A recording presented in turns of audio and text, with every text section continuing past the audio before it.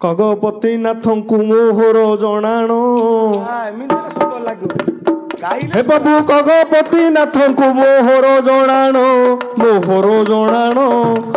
କ୍ଷର ମଧ୍ୟରେ ପ୍ରଭୁ ଅଛରହୀଣ ଖଞ୍ଜିବି ବୋଲି କିଛି ପଦକୁ ଭାବୋଇ ଖଞ୍ଜିବାକୁ ମୋର କିଛି ଭରସା ନାହିଁ ପ୍ରଭୁ ଖଞ୍ଜି ଦେବ ହୃଦୟ ରହି କ୍ଷମା ମାଗଇ ପ୍ରଭୁ ଖଞ୍ଜି ଦେବ ହୃଦୟର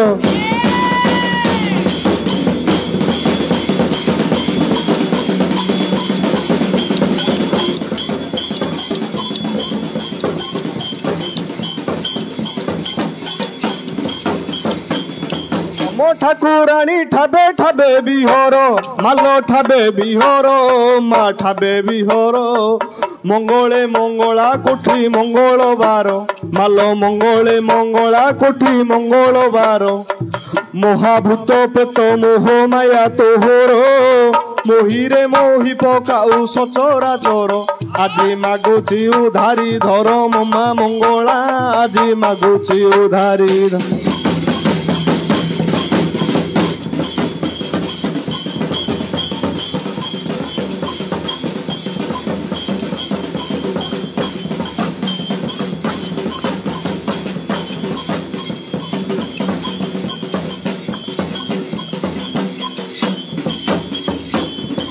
কেন্দ্র ঘেন নন্দিনী মোর গুহারি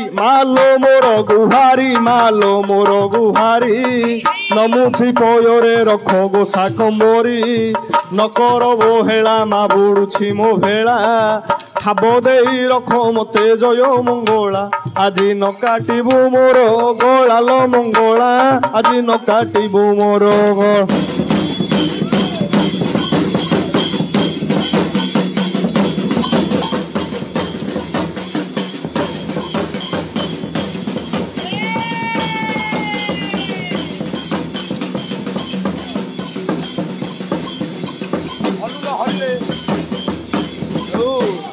কেবল দেবতা মোর যজ্ঞ প্রসন্ন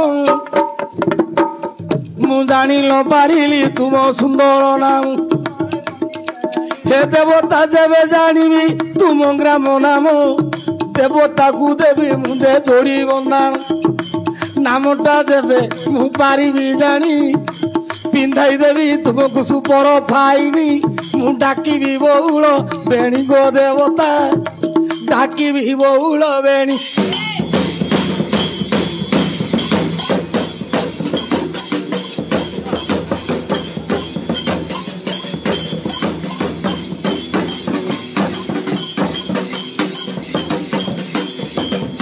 আজ্ঞা নাটক পাঠকু এবে যা ধাইণ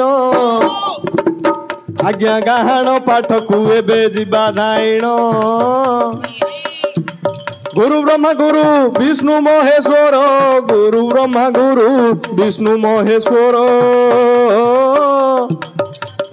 গুরুଙ୍କ ପାଦରେ ଜଣାଣ ମୋହର ଆଜ୍ଞା ଗାଇବା ବେଳେ ଦୋଷ ହେବ ମୋହର ଆଉ ପାଛଡ଼ାଇ ନେବେ ଏହି ସଭା ଉପର ଏତିକି ମୁହିଁ ମାଗୁଣି ହେଉଛି ଶିଖିବା ପାଇଁ ମୁଁ ସଭାକୁ ଆସିଛି ବାପ ତୁମକୁ ଯେତେବେଳେ ଦେଖିଲୁ ବାରେ ଆନନ୍ଦ ଲାଗୁଛି ପଣ୍ଡିତ ସଭାରେ ଯେବେ ଗାଇ କରି ପ୍ରଶ୍ନ ପଚାରିବ ଗଳା ମାଳି ଆଠୁ ଆଉ ସୁଖ ଅଛି କି କାରି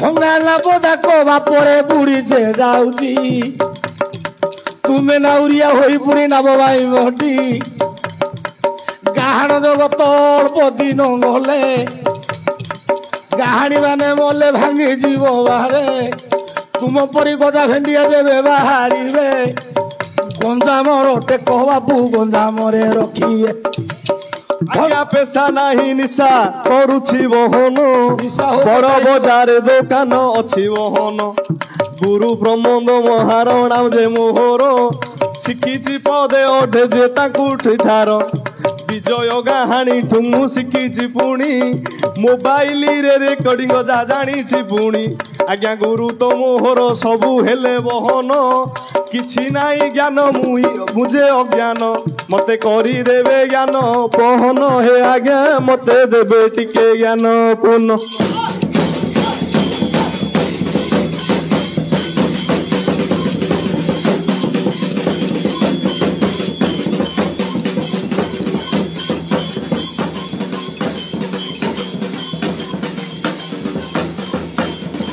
ବାପ ପ୍ରଶ୍ନ ପାଠକୁ ପଳେଇବା।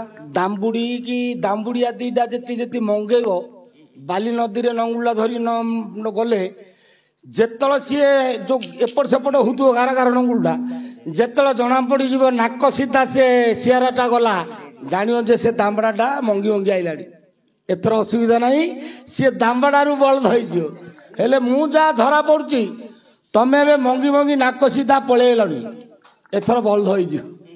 ତେଣୁ ତେଣୁ ତମର ଗାଇବାର ଯୋଉ ଲୋକର ଆଜ୍ଞା ପଦ ପଡିଯାଏ, ପଦକୁ ପଦ ଯଦି ପ କୁ ପ ମ କୁ ମ ଯଦି ପଡିଗଲା ଆଉ ଗାଇବାଟା ଭଗବତୀଙ୍କର କୃପା ତାପରେ ହେଇଯିବ। ତେଣୁ ବାପ ତୁମର ଉଜ୍ଜଳ କାମନା ବାପ ଧନ କରୁଛି, ବିଦ୍ୟା ବୁଦ୍ଧି ତୁମର ବଢୁ ଯେ ଆଜି ଭଗବତୀ ତୁମକୁ କୃପା କରନ୍ତୁ, ଗଞ୍ଜାମରେ ଗୋଟିଏ ଗାୟକ କରି ଦିଅନ୍ତୁ। ପଚାର ପଚାର ପଚାର ହେ ଧନ କେଉଁ ପ୍ରଶ୍ନେ ତୁମର ବଳି ଜୀବନ, ମୁଁ ଶୁଣିବେ ବିଦୁଷ ଜନ ହେ ପଣ୍ଡିତେ ଶୁଣିବେ ବିଦୁଷ ଜନ। ଆଜ୍ଞା ମୋର ଭାଇ ଲାଗି ପୁଣି ମୋର ଜୀବନ ଗଲା, ଆଜ୍ଞା ଜୀବନ ଗଲା, ମୋ ଜୀବନ ଗଲା। ମୋର ଭାଇ ଲାଗି ପୁଣି ମୋର ଜୀବନ ଗଲା, ଆଜ୍ଞା ଜୀବନ ଗଲା, ଆଜ୍ଞା ଜୀବନ ଗଲା। ଜୀବନଟା ପୁଣି ମୋ ସାର୍ଥକ ହୋଇଲା, ଜୀବନଟା ପୁଣି ମୋ ସାର୍ଥକ ହୋଇଲା। ଏକ ପରବରେ ମୋର ନାମ ଗଣା ହୋଇଲା, ମୋର ନାମଟି କରିବେ ଖୋଲା ହେ ଗାୟକ, ମୋର ନାମଟି କରିବେ ଖୋଲା।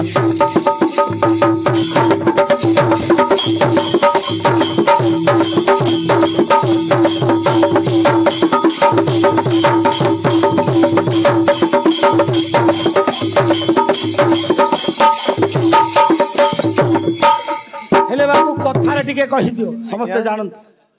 ମୋର ଭାଇ ଲାଗି ମୋର ଜୀବନ ଗଲା, ଭାଇ ଲାଗି ଭାଇ ଜୀବନ ଧନ ସମ୍ପତ୍ତି ତ କିନ୍ତୁ ମାରହାଣ କରିକିରି ଯିଏ ଟିକେ ହାତରେ ଟିକେ ହାତ ଚାଲୁଛି ବକ୍ସର ଫକ୍ସର ଜାଣିଛି ସିଏ ଆର ଭାଇ ଭଉଣୀ ହଉ ଯୋଉ ଭୟ, ମୋର ଭାଇ ଲାଗି ମୋର ଜୀବନ ଗଲା।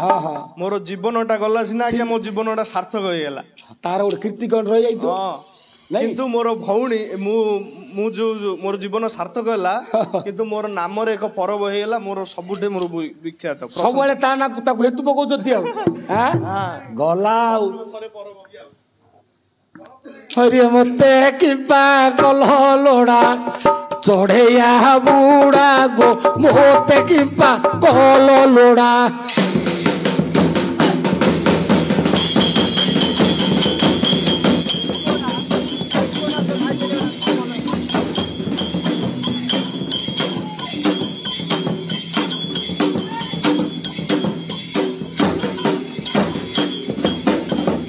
आसु अछि मुही एड़े चंदरा की पाई एड़े चंदरा की पाई मुंडकु तो मिलु नाई तेल की जोड़ा गो मोते की पाकर लोड़ा।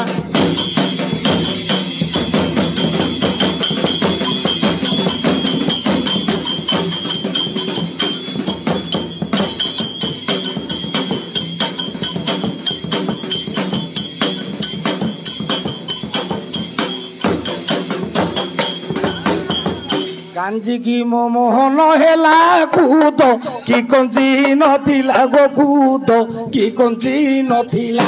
ପନ୍ଦରା ଘରୁ ଆଣିଲି ମୁଁ ପନ୍ଦରା ଘରୁ ଆଣିଲି ଶାଗ ଦି ବିଡ଼ା ଗୋ ମୋତେ କି ପାଙ୍କର ଲୋଡ଼ା।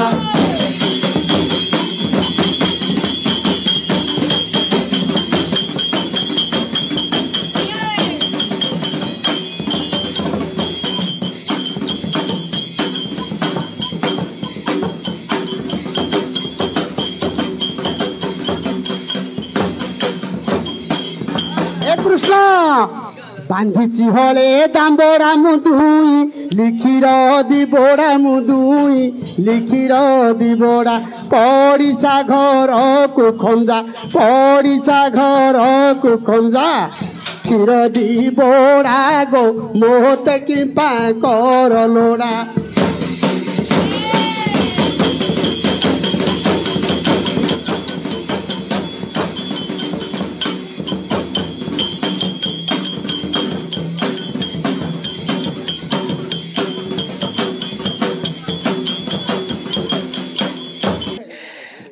ଭାଇର ଆଜ୍ଞା ଜୀବନ ଗଲା। ଭାଇ ଯୋଗୁ ଭାଇର ଜୀବନ ଗଲା। ମାତ୍ର ଜୀବନ ସିନେ ଗଲା, ତା ଜୀବନଟା ସାର୍ଥକ ହେଇଗଲା। ଆଉ ଜଗତରେ ତା ନାଁରେ ଗୋଟିଏ କୀର୍ତ୍ତି, ଗୋଟିଏ ପର୍ବପର୍ବାଣୀ ଗୋଟେ ରହିଗଲା। ଏମିତି କଥାଟା। କାହିଁକି ନା ତ ରାବଣ ବିଭୀଷଣ ପୁଣି ଆଙ୍କେ ଦୁଇ ଭାଇ। ରାବଣର ମର୍ମ କଥା ବିଭୀଷଣ ରାମକୁ ଦେଲା କହି। ଏହି କଥାରେ କି ତୁମର ଯେ ରହିବ ମତି।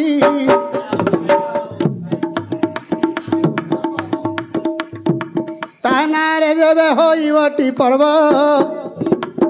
10 ଘରା 10 ଗ୍ରୀବ ନାମ ହୋଇବ ବାଧ୍ୟ। ଆଜ୍ଞା ଏ କଥାରେ ଯେବେ ତୁମର ପାଇବ ମନ, ମୁଁ କହୁଛି ଆଜ୍ଞା ବିଷ୍ଣୁ କେଶରୀ ପୁରାଣ। ଭାଇ ଯୋଗୁ ମୋର ପୁଣି ଜୀବନ ଯେ ଗଲା।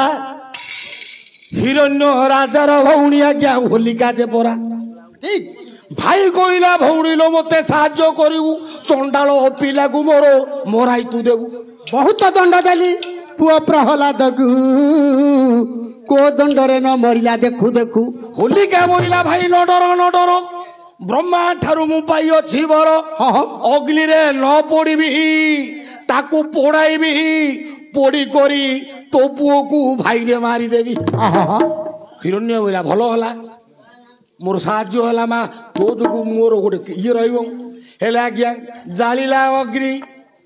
ହିରଣ୍ୟ ରାଜା ପ୍ରହ୍ଲାଦକୁ ହୋଲିକା ଧରିଲା ବାବା। ଏଣୁ ପ୍ରହ୍ଲାଦକୁ ପୁଣି ଧରିଲା ଖୋଳର। ଅଗ୍ନି ମଧ୍ୟ ହୋଲିକା ପୁଣି ପଶିଲା ମାତର। ମାତ୍ର ପୂର୍ବେ କହିଥିଲେ ପ୍ରଭୁ ବେଦବର, ବିଷ୍ଣୁ ଭକ୍ତର ଶତ୍ରୁ କେବେ ନ ହେବୁ ମାତର। ପରର ଯେବେ लो ନିନ୍ଦା ତୁ କରିବୁ, ପରକୁ ଯେବେ लो ହିଂସା ଯେ କରିବୁ। ଯେବେ ହିଂସା କଲେ ନିଜେ ପଡ଼ିଯିବୁ, ମୋତେରେ ଧନ କେବେ ନିନ୍ଦା ନ କରିବୁ। ଏଣୁ ହୁତାସନ ହୋଇ ଜଳୁ ଅଛି ଅର୍ଣ୍ଣଳ। ମନ କର୍ଣ୍ଣ ଦେଇ ଶୁଣ ପଣ୍ଡିତ ସକଳ। ଜଳରେ ସ୍ନାନ କଲା ପରି ଭକ୍ତ ପ୍ରହ୍ଲାଦ। ଏଣୁ ନିଆଁ ମଧ୍ୟରେ ରହିଅଛି ବାଧ୍ୟ। ହୋଲିକା ଅଙ୍ଗରେ ପୁଣି ଲାଗିଲା ଅର୍ଣ୍ଣଳ। ଦେଖୁ ଦେଖୁ ପାଉଁଶ ହୋଇଲା ଶରୀର ତାର। ଆଜ୍ଞା ଅଗ୍ନିରେ ପୋଡ଼ି ସେ ଚିତ୍କାର କରୁଛି। ଅଗ୍ନିରେ ପୋଡ଼ି ହୋଲିକା ଚିତ୍କାର କଲା, ହେ ବ୍ରହ୍ମା ତୋ ବର ଦେବା କାହିଁ ଗଲା। ବ୍ରହ୍ମା ବୋଇଲେ ତୁ ଲ କରିଲୁ ଦୋଷ। ହରିଭକ୍ତକୁ ତୁ ନିନ୍ଦା କଲୁ ଅବଶ୍ୟ। ଏଥିରେ ମୋର ଦୋଷ ଯେ ନାହିଁ, ନିଜ ଦୋଷେ ତୁ ହିଁ ମରିବୁ ଲ ସହି। ହୋଲିକା ମଲା ଆଜ୍ଞା ଦୋଳ ପୂର୍ଣ୍ଣମା ଯାତ୍ରା ଗୋଟି ଯେ ହେଲା। ତାବାସୀ ଦିନ ହୋଲି ଯେ ଯାତ୍ରା, ତା ନାମରେ ଜଗତେ ରହିଗଲା ଏକା। କାହିଁକି ନା ପ୍ରହ୍ଲାଦ କହିଲେ ହେ ନୃସିଂହ ଠାକୁର, ସବୁବେଳେ ତୁମ ନାମ ଧ୍ୟାନ କରୁଛି ମାତର। ମା ଆଉ ପିଇସି ଗୋଟିଏ ଯେ କଥା, ମାତ୍ର ମାରିବା ପାଇଁ ହିଂସା କଲା ମୋ ପିଇସି ଏକା। ମୋ ପିଇସି ଠାରେ ପୁଣି ନ ବହିବ ରାଗ, ତା ନାମରେ ଗୋଟିଏ ଯାତ୍ରା କରିବ ବାଧ୍ୟ।